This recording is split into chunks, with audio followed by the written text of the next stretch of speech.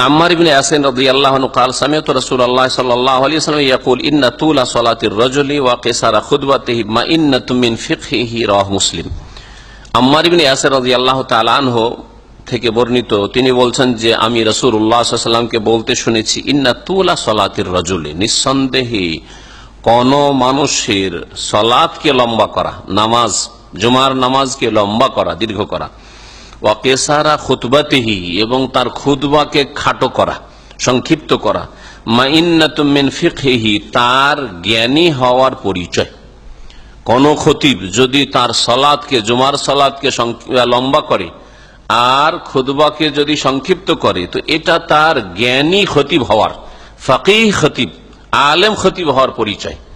এর বিপরীত যদি দেখা যায় যে জুমার নামাজ পড়াচ্ছে সূরা ইখলাস, ফালাক, নাস আর কুরাইশ আর ফিল, যেমন আজকাল দেখা যাচ্ছে এক শ্রেণী খতিবদেরকে, কখনো একদিন করলো, মাস, 2 মাসে, 4 মাসে, এটা আলাদা কথা, কিন্তু নিয়মিত যদি এটা অভ্যাস থাকে যে ওই দিকে ভালো নজর থাকছে, জারি আমার মুসাল্লিরা অনেকে রোদে আছে, সেই জন্য কষ্ট হচ্ছে, তাই তাড়াতাড়ি ইখলাস আর নাস আর ফিল দিয়ে নামাজ শেষ করে দিই, তো ভাই খুতবার সময় তো কথাটা স্মরণ করা উচিত ছিল যে আমার শ্রোতারা, মসজিদের হাজারিন উপস্থিতি, অনেকে বাইরে আছে, রোদে আছে, দৌড় দিয়ে এসছে, শেষখানে কষ্ট হচ্ছে, তো খুতবাটাও শর্ট সংক্ষেপ করে দিচ্ছে, তখন হচ্ছিল না, না সেখানে আধা ঘন্টা থেকে 40 মিনিট 45 মিনিট চলছে খুতবা। এটা তো জ্ঞানীর পরিচয় নাই।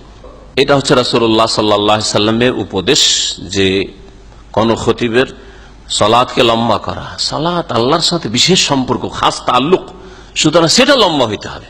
আর খুতবা খায়রুল কালামে মা কাল্লা ওয়া দাল, সর্বোত্তম কথা হচ্ছে যে অল্প কথা বলা, আর যেটা অল্প কথা ব্যাপক অর্থপূর্ণ কথা, ওয়ালাম ইউমিল, যাতে মানুষ বিরক্তি বোধ না করে, বিরক্ত হয়ে যাচ্ছে তারপরে ছাড়ছেন না, মানুষ কষ্ট পাচ্ছে, বোঝা যাচ্ছে যে উঠছে আর বসছে, ওর দিকে মনোযোগ দিচ্ছে না, তারপরে বক্তা চালিয়ে যাচ্ছে, ছাড়বো না আমি, এটা বক্তার বদ স্বভাব, এটা ভালো আচরণ নাই। খুতবাকে সংক্ষেপ করা, বিশেষ করে জুমার খুতবা, ঈদের খুতবা, এগুলোকে, ঈদের খুতবা তো ইখতিয়ারি খানিকটা, কারণ নামাজের পরে হচ্ছে, শোনা ফরজ, অজিব নয়, সুন্নাত, কিন্তু জুমার খুতবা ফরজ, অজিব, শোনা যদি ওই সময় যদি গাফিলতি আসে, ওই সময় যদি বিরক্তি আসে, তো গুনাহগার হবে শ্রোতা, গুনাহগার হবে। এই জন্য খুতবাকে সংক্ষেপ করা, এটা হচ্ছে তার ফিকহ, তার ইসলামিক জ্ঞানের পরিচয়, যে তার ইসলামিক জ্ঞান রয়েছে এবং তার আমলও রয়েছে সেই মোতাবেক।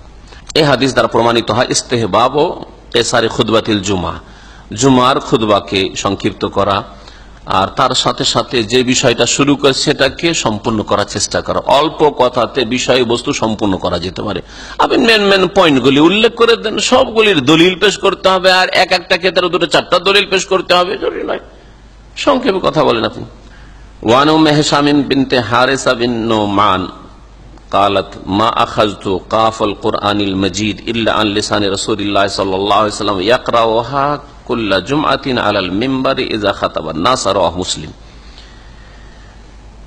এই হাদিসটার আলোচনা শুরু করার আগে আগের হাদিসটা সম্পর্কে হয়তো বলিনি যে হাদিসটা কোথায় রয়েছে। রাওয়াহু মুসলিম, হাদিসটা সহিহ মুসলিমের, অর্থাৎ খুতবা সংক্ষিপ্ত হবে আর নামাজ জুমার লম্বা হবে, এটা যে মুস্তাহাব, এটা হচ্ছে ইমামের জ্ঞানী হওয়ার পরিচয়, ফকিহ আলেম হওয়ার পরিচয়। এটা রাসূলুল্লাহ সাল্লাল্লাহু আলাইহি ওয়াসাল্লাম সহিহ হাদিস, সহিহ মুসলিমের হাদিস।